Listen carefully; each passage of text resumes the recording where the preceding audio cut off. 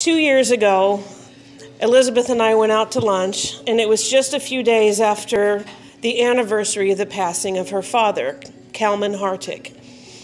And I had written some things. I just finished a master's degree, and my writing was pretty academic, but I had written some descriptions of things that she liked. One was a property, and she'd seen some of my writing, and she said, "I like it. Will you write the story of my father?" And I said yes without hesitating. And I thought, well, I'll figure this out. I'll be able to do this. She handed me 2 CDs that her father speaking to a Seventh-day Adventist congregation. It was back in the 80s, and Elizabeth's brother had recorded it.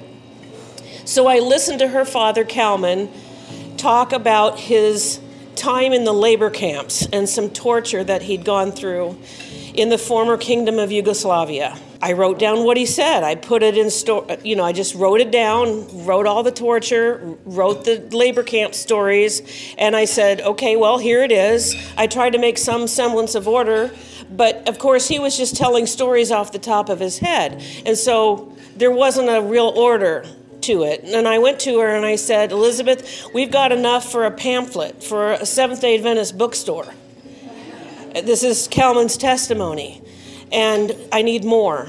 If you really want to do a book, I don't know what else to write.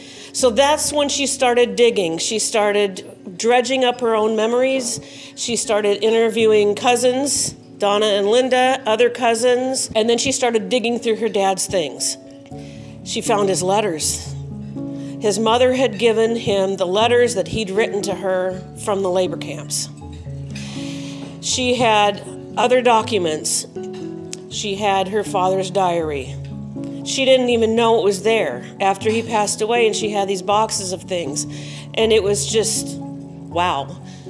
So she starts copying these documents and flooding me with information.